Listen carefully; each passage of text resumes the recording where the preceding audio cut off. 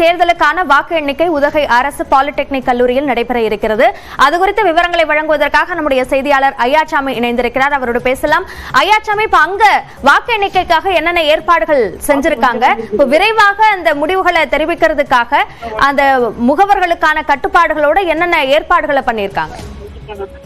அபிநயா, நீலகிரி தொகுதிக்குட்பட்ட உதகை, குன்னூர், கூடலூர், மேட்டுப்பாளையம், பவானிசாகர், அவனாசி உள்ளிட்ட 6 சட்டமன்ற தொகுதிகளுக்கான வாக்கு எண்ணிக்கை இன்று உதகையில் உள்ள அரசு பாலிடெக்னிக் கல்லூரியில் நடைபெறவிருக்கிறது. சற்று நேரத்தில் இந்த வாக்கு எண்ணிக்கை என்பது துவங்க உள்ள நிலையில் கட்சியினர் மற்றும் வாக்கு முகவர்களுக்கு கடுமையான கட்டுப்பாடு விதிக்கப்பட்டுள்ளது. குறிப்பாக நுழைவாயில் பகுதியிலேயே முழு பரிசோதனை செய்யப்பட்ட பின்பே முகவர்கள் அனுமதிக்கப்படுகின்றனர். குறிப்பாக செல்போன்கள் எடுத்து செல்ல தடை விதிக்கப்பட்டுள்ளது. குறிப்பாக இந்த வரிசையாக நிற்கும் முகவர்களுக்கு போலீசார் காலணிகளை கலட்டியும் அதனை பரிசோதித்து உள்ளே அனுப்பி அனுமதித்து வருகின்றனர். தற்போது 84 மேஜைகளில் 23 சுற்றுகளாக பிரிக்கப்பட்டு வாக்குகள் எண்ணப்படுகின்றன. அதாவது குறிப்பாக பவானிசாகர் சட்டமன்ற தொகுதி வாக்குகள் 22 சுற்றுகளாகவும், உதகை சட்டமன்ற தொகுதி 18 சுற்றுகளாகவும், கூடலூர் சட்டமன்ற தொகுதி 16 சுற்றுகளாகவும், அதேபோல் குன்னூர் 17 சுற்றுகளாகவும், மேட்டுப்பாளையம், அவனாசி சட்டமன்ற தொகுதிகள் தலா 23 சுற்றுகளாகவும் தான் தற்போது இந்த வாக்கு எண்ணிக்கை நடைபெற உள்ளது. தற்போது இந்த வாக்கு எண்ணும் பணியில் 350 அலுவலர்களும் 120 நுண் பார்வையாளர்களும் ஈடுபட்டுள்ளனர். உதகை அரசு பாலிடெக்னிக் கல்லூரியை சுற்றி 1000க்கும் மேற்பட்ட போலீசார் 3 அடுக்கு பாதுகாப்பில் ஈடுபட்டுள்ளனர். குறிப்பாக இந்த தற்போது உதகை, குன்னூர், கூடலூர் சட்டமன்ற தொகுதிகளின் வாக்கு இயந்திரங்கள் வைக்கப்பட்டுள்ள ஸ்ட்ராங் ரூமை தேர்தல் நடத்தும் அலுவலர் மற்றும் பார்வையாளர்கள், முகவர்கள் முன்னிலையில் தற்போது திறக்கப்பட்டுள்ளது. சற்று நேரத்தில் தபால் வாக்குகள் எண்ணப்பட உள்ள நிலையில் அதையடுத்து இந்த வாக்குகள் இவிஎம் வாக்குகள் எண்ணப்பட உள்ளன. அபிநயா, நன்றி ஐயாச்சாமி, கள விவரங்களை பதிவு செய்தமைக்கு. தொடர்ந்து திரு எஸ் ஜி சூர்யா, திட்டங்கள் கொடுக்கப்பட்டது அப்படின்ற ஒரு விஷயத்திலையுமே ஒரு அடிப்படை புரிதல் இல்லாம இருக்கு அப்படின்ற குற்றச்சாட்டை அவர் முன்வைக்கிறார். அப்படித்தான் இருந்ததா? திட்டங்கள் செயல்படுத்துறதுலயும் சில பிரச்சனைகள் இருந்ததா? அதாவது முதல்ல இப்போ தமிழகத்தில் இலவச தொலைக்காட்சி கொடுக்குறோம் அப்படின்னு 2006 கருணாநிதி அவர்கள் முதல்வராக இருக்கும்போது அந்த திட்டம் கொண்டு வந்தாங்க. இப்போ அந்த திட்டம் இல்லாதவர்களுக்கு சென்று சேர்ந்ததா இல்லை அனைவருக்கும் சென்று சேர்ந்ததான்னு பார்த்தீங்களா, அந்த காலத்திலே நியூஸ் பேப்பரில், டிவி சேனல்கள்லாம் போட்டிருந்தாங்க காரில் அந்த இலவச தொலைக்காட்சியை வாங்கிட்டு போன மாதிரி. இப்போ அதே மாதிரி தமிழகத்தில் பல திட்டங்கள் தேவையானவர்களுக்கு போகிறதா இல்லை எல்லாருக்கும் போகிறதா அப்படின்ற கேள்வி பல காலமாக இந்த விவாதங்களை நம்ம பேசிகிட்டு இருக்கோம்.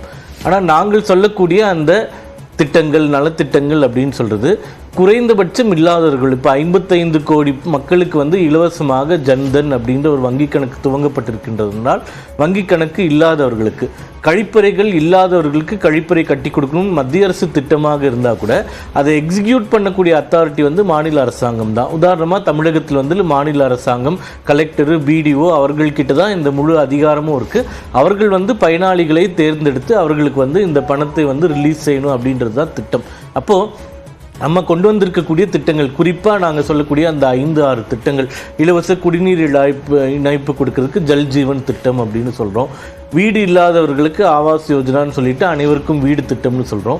இப்போ இந்த திட்டங்கள்லாம் இல்லாதவர்களுக்கு தான். இப்போ அந்த வீடு இல்லாதவங்க அந்த திட்டத்தை பயனடையணும்னா அவர்கள் பேரில் எந்த வீடுமே இருந்திருக்கக்கூடாதுன்றது அடிப்படை விதி. அது இருந்தால் தான் அங்கே லோக்கல் பிடிஓவே அந்த அப்ளிகேஷன் சாங்ஷன் பண்ண முடியும். பிரதான் மந்திரி ஆவாஸ் யோஜனா மூலமாக கொடுக்கிற அந்த தொகையும் கூட போதுமானதா இல்ல அப்படின்ற குற்றச்சாட்டை திமுக தரப்புல இருந்து முன்வைக்கிறாங்க. நிச்சயமா அது குற்றச்சாட்டு இருக்கலாம், அது பரிசீலிக்கலாம், எல்லாமே பண்ணலாம். இப்போ அந்த இலவச வீடு திட்டத்தில் கூட புது வீடுகள்னு மட்டும் கிடையாது. இப்போ குடிசை வீடு, ஓட்டு வீடாக இருந்தால் கூட அதை தராசு வீடாக மாற்றுவதற்கான திட்டமும் கூட அதில் அடக்கம் தான். இப்போ குறைகள் இருந்தால் கண்டிப்பாக அதை பற்றி நம்ம பேசலாம். அடுத்த 5 ஆண்டுகளில் இன்னொரு 5 கோடி வீடுகள் கட்டுவோம் அப்படின்னு சொல்லியிருக்கோம். மாநில அரசு கூட இப்போ சமீபத்தில் 1 லட்சம் வீடுகளுக்கு புதுசாக ஒரு திட்டத்தை அனௌன்ஸ் பண்ணியிருக்காங்க.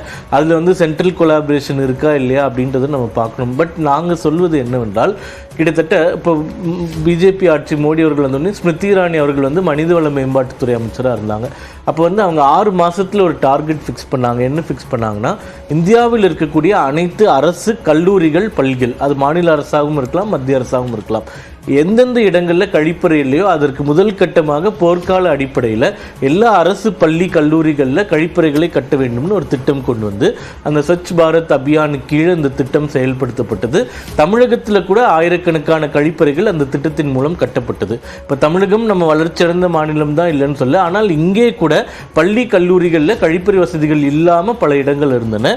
அதை கூட டார்கெட் பண்ணி அங்கே நிச்சயமாக கழிப்பறைகள் இருக்க வேண்டும்னு ஒரு திட்டத்தை நம்ம செயல்படுத்தியிருக்கோம். அதனால் எல்லா செயல் திட்டத்திலும் குறைகள் இருக்கும், பிரச்சனைகள் இருக்கும். ஆனால் அடிப்படை வசதின்னு நம்ம சொல்லக்கூடிய வங்கி கணக்கு, கேஸ் இணைப்பு, கழிப்பறை, தண்ணீர் குழாய், வீடு, இவை எல்லாத்துக்குமே முக்கியத்துவம் கொடுத்தோம். ஏனென்றால் இதற்கு முன்பு 60 ஆண்டு காலமாக ஆட்சியில் இருந்தவர்கள் மனுஷங்களுக்கு தேவையான அடிப்படை வசதிகளை கூட கான்சென்ட்ரேட் பண்ணவில்லை.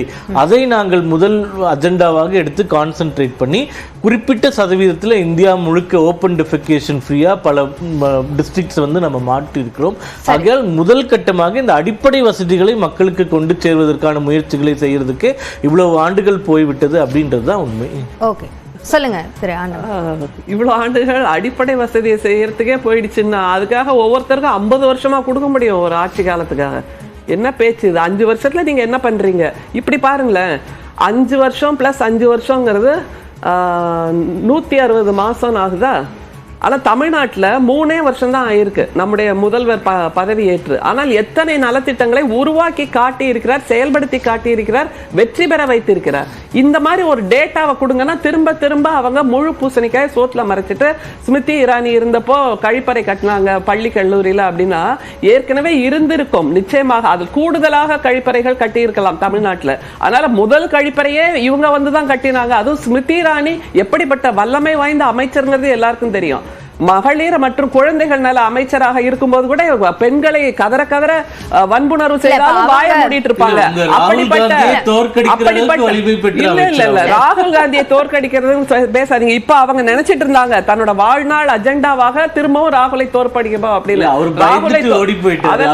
இதெல்லாம் அனாவசியமான பேச்சு. அடுத்தது மாண்புமிகு நம்முடைய முத்தமிழறிஞர் கலைஞர் நவீன தமிழகத்தின் தந்தை என்று சொல்லப்படக்கூடிய அவர் கொண்டு வந்த பல திட்டங்களால் பயன்பெற்றவர்கள் பற்றி தம்பி பேசுறாரு. என்ன அவங்களுக்கான பொச்சரிப்புனா, இது உயர்தட்டு மக்களுக்கு மட்டுமே உரிய அந்த பல வசதிகளை அவர் எளிய மக்களுக்கு கொண்டு போய் கொடுத்தார், டிவியை கொடுத்தார். அப்படின்னா கார்ல வர்றவங்க இப்ப நடுத்தர மக்கள் அல்லது நடுத்தரத்துக்கும் கீழாக இருக்கக்கூடிய மக்கள் கூட கார் வச்சிருக்காங்க. அந்த அளவுக்கு தமிழ்நாட்டில் வாழ்க்கை வசதி இருக்கிறது. ஆனால் இவர்கள் ஆளுகின்ற இந்தியாவில் நடுத்தர மக்கள் கூட ஒரு சைக்கிள்ல போற அளவுக்கு தான் இருக்கு வாழ்க்கை முறை அப்படிங்கறத தம்பி புரிஞ்சுக்கணும். அடுத்தது இப்போ வந்து அந்த குடிசை மாட்டு வாரிய வீடுகளை பற்றி பேசுறாருல, ஓட்டு வீடு இல்ல குடிசை வீடுன்னு சொல்றாரு. தமிழ்நாட்டில் ஓட்டு வீடோ குடிசை வீடோ நிச்சயமாக கிடையாது என்பதை தம்பிக்கு நினைவுபடுத்த விரும்புகிறேன். அப்புறம் இப்ப சமீபத்தில் ஒரு அறிவிப்பு வந்தது, 1,00,000 வீடுகள் கட்டப்படும். அது சென்ட்ரல் கொலாபரேஷனா இருக்குமா அப்படிங்கிற ஒரு கேள்வியை தம்பி கேட்கிறார். ஏன்பா சென்ட்ரல் கொலாபரேஷனா இருக்கக்கூடிய மெட்ரோ ஸ்கீம்கே நீங்க கொடுக்க வேண்டிய நிதியை கொடுக்கல, இப்ப புதுசா இந்த வீடுகளுக்கு வேற நீங்க வந்துட்டு அந்த வீடு அடித்தளத்தை ஏற்படுத்திட்டு அப்படியே அந்தரத்துல நிக்கவா? நீங்க பண்ற அந்த சென்ட்ரல் கொலாபரேஷன்லாம் எப்படிங்கிறதா எங்களுக்கு தெரியுமே. அதான் மோடி வீடுன்னு 72,000 கட்டி கொடுத்துட்டு முழுக்க முழுக்க அந்த வீடு முழுக்க மோடி பணத்தால் கட்டியதுங்கிற மாதிரி ஒரு ஸ்டிக்கரை ஒட்டுறாங்கல்ல. அது மாதிரி இந்த மாதிரியான தவறான பிரச்சாரங்களை நீங்கள் நிறுத்த வேண்டும் அப்படிங்கறதா எங்களோட ஒரே வேண்டுகோள். அதுக்கு முன்னாடி தம்பி சொன்னார் கான்ஸ்டிடியூஷனை பத்தி பேசினாரு, அதுக்கு ஒரே ஒரு பதில் சொல்ல விரும்புறேன். என்னன்னா 400 பார்னு நம்முடைய பிரதமர் சொல்லிட்டே இருந்தார் இல்லையா, அது எதற்கு என்றால் 400 என்கின்ற அந்த மெஜாரிட்டி இருந்தாதான் லோக்சபா ராஜ்யசபால அந்த புரூட்டல் மெஜாரிட்டி இருந்தாதான் கான்ஸ்டிடியூஷனை மாற்று